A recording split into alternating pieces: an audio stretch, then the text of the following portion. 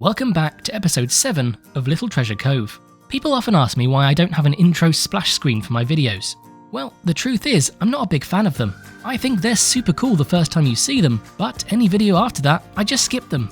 But hey, I'll tell you what, we'll start this video again with a snazzy intro, but this is the only time you'll ever see it. Okay, bye.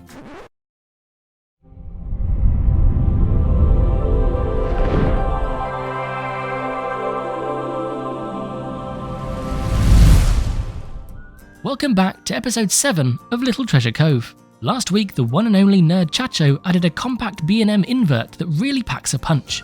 This week's guest is the biggest name we've ever had on the channel and quite literally needs no introduction, but here goes. With over 100,000 subscribers on YouTube, 2,500 followers on Twitch, and about 5,500 members of the Discord, Channel 5 is undoubtedly the biggest Planet Coaster community there is. The founder and powerhouse behind Channel 5 is of course the one and only JonnyFiveAlive, and here he is to present his build. Hey yo, my Planet Coaster friends! It's JonnyFiveAlive on channel Moomin Socks. Let's go. So Moomin, Mr. Moomin, asked me to record a 3-4 minute voiceover explaining my build, the process, and how I coped without DLC or TMTK. So I'll explain off the top of my head my process with the build. Going into this, I haven't played Planet Coaster in 2 years since Candyland and 3 years since my last blueprint. So obviously very rusty, unfamiliar with the game, and a little bit skeptical. Moomin had to bug me 3 or 4 more times to get this going for him, and I finally did it sort of last minute. So I went into the build kind of expecting I wanted to do it in about 4 hours, and it took 8.5. And all I knew was that I wanted to use the Caribbean mashed with pirate shanty wood stuff. So half wooden pirate, half castle pirate. And I never built with anything pirate themed in Planet Coaster, so I knew it was going to be a challenge. So Moomin gave me a set amount of space and the whirly rig to work with, and I knew I didn't want it to be flat and I wanted it to be higher up, which meant it was going to be difficult to get the paths for the queue up as well as the exit for the queue, or for the exit for the path down. So I elevated it, tried to block out as much of the castle / shanty structure as I could, and then I went straight into the pathing. How is this going to grid path down? You're going to have to do 2 flights of stairs, one going down, one turning, one going down again, and then I'm going to have to do that for both sides. So I got that in first and foremost so that I could build around the path work. That was the key factor there, getting that pathing in first so I didn't have to fiddle with it later and destroy a bunch of stuff. Once I had the path in, I could structure everything around that, and I could use the kind of the turn on the staircase as a balcony, and that will overhang the path down below, and then I just kind of kept layering. Everything I did here was layering, starting from the gray block, and then I started thinking that once I had the gray block to where I wanted it, I wanted something captivating, something with my own personal spin on things. It would have a little bit more personality and charm. I always tend to do this with my builds, is to create some sort of character or color, and I wanted to do a bit of both. So I went in and I designed this big splash out of basic shapes and made a little bit of a tidal wave, and then I went and sculpted out a little Tentifu squid character that represents the whirly rig, and then I put that up on the tower of the castle, and that castle tower is kind of shaped like the barrel, resembles the barrel from the Tentifu or the whirly rig that is both Tentifu and barrel. And then I just went to layering, adding stuff, got the seaweed on one side, made it really grungy on one side, and then on the other we made it really piratey, very shanty town. And then we just started putting gardening in, lots of foliage, trees, flowers, potted plants. We got our lighting in, and we just kept detailing it. And that's pretty much the process I went through. If you want the extended version, you can check that out on my channel. Maybe Moomin can throw a link in the description for that. We'll try to upload both our videos around the same time. And then his next question was, how did you cope without DLC or TMTK? Well, it was easy. Because I basically never built anything in Planet Coaster with DLC or TMTK, because I kind of stopped building majority of my blueprints back in 2017. So most of the DLC and TMTK came after I was a creator. But while that's not the most interesting answer, I can give you kind of a reverse thing. How did I enjoy the new Planet Coaster updates since I last played? And that doesn't mean the DLC, but the features that the game has changed. And I found that when I played a lot and I did most of my stuff, you were restricted to one building per blueprint. So once you put something on the grid and added to it, you couldn't veer off that. You were stuck with this one static building. So I had a lot of fun being able to make the cylinder of my building in a separate group, and I was able to slide that around. All the floor panels, all the things that I put in there, normally in the old game would have either been jutting out, poking out, or clipping in some way. But because I could make every single tiny individual building square a separate building, I could slide them around like they were just another piece. And yes, I ended up with a gajillion building parts in this build. It doesn't matter at the end of the day because it's one big blueprint. So I had so much fun being able to try the multiple building kind of update that came out years ago that I never got to really experience since I had stopped playing Planet Coaster before then. So yeah, no troubles with not using DLC or TMTK. In fact, I'd prefer to not use them. There's just too many things to sift through. It was actually a great challenge for me because I am very much a vanilla player. It worked out really well, and the updates made it so much easier. And of course, a Johnny build wouldn't be a Johnny build without something ridiculous. So we made a Whirlyman Song, which I've sent over to Moomin. It's based off the Whirlyman Song. I just rewrote some of the lyrics, got a royalty-free version of the instrumentals, and did something a little bit ridiculous so that we would have a custom song to go along with my crazy whirly rig. So hopefully you guys enjoy that. And a big thank you to Moomin Little Socks for pushing me to do this, as it was actually very enjoyable and I'm happy with the results. I had fun playing Planet Coaster again, and hopefully maybe I'll do it again. All right, everybody, I think that's everything from me. I'll let you get back to Moomin. Bye now. When I started creating content on YouTube, I never could have imagined I'd not only collaborate with Johnny, but be the one to get him to start building again after 3 years. It's an honour to have such an integral member of the Planet Coaster community feature on my channel, and I couldn't be more grateful. I'm afraid to say today's time-lapse is a short one, but the truth is the park is already nearly finished. Today I will be retheming the park's hotel, and as you can see it's already been stripped of all the Western paraphernalia.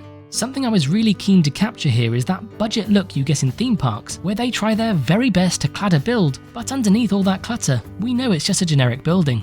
I retextured the walls with various wood pieces and a sandstone base.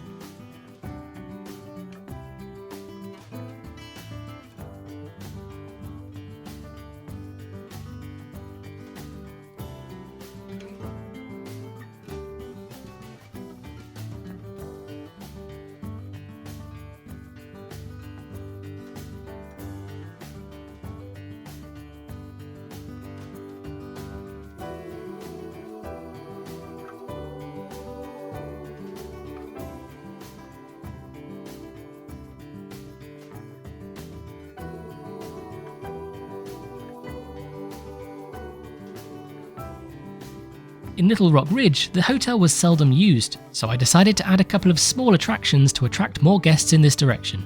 The accent colour for the hotel will be the same coral we used over at the park entrance. Get it? Because coral, sea, pirate.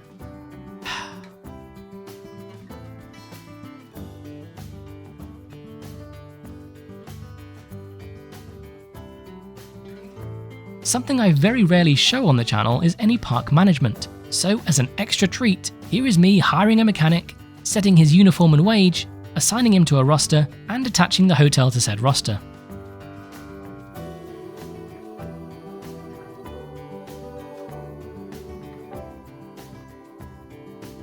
Can you believe it? It's already time to theme. I added various pirate junk to the build.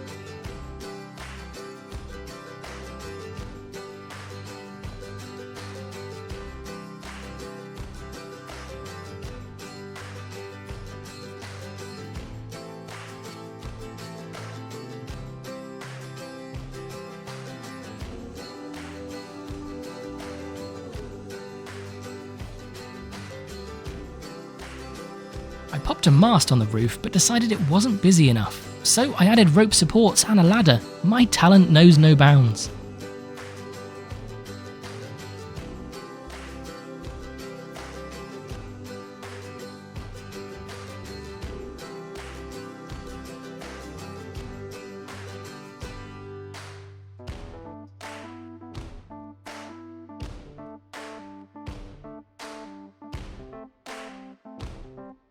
Speaking of that talent, I did some stuff with doors.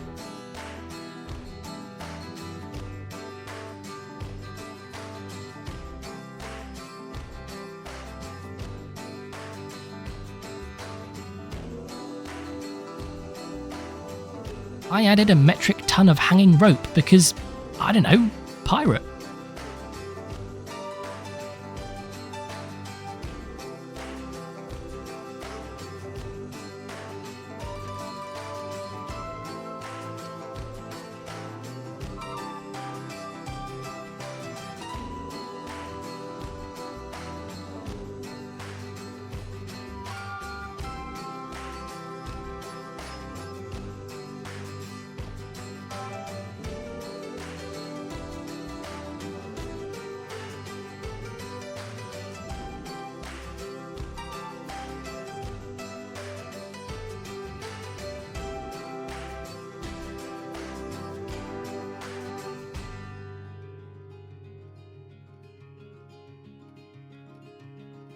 Once again, stealing from Poetry Slam, I nabbed her custom windows from the Hammer Swing. What can I say? She's a talented gal.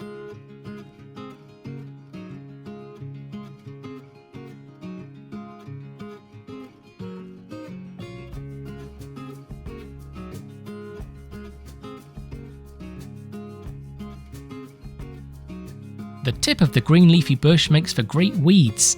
Just the tip though. A few stray planks before we move on to lighting.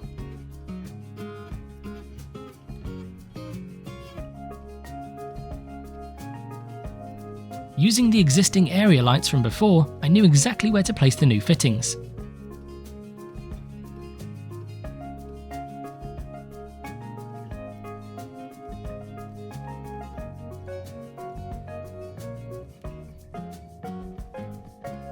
I then popped a couple of netted glass float lanterns on the wall because I'm simply that reckless. Last but not least, I added some simple signage, otherwise guests would simply never find the door. And just like that, the final flat ride has been added to the park and our hotel has turned from Western to Pirate. Next week is the final build episode of the series, and with Wormgar adding one of the best dark rides I've ever seen, you don't want to miss it. See you then.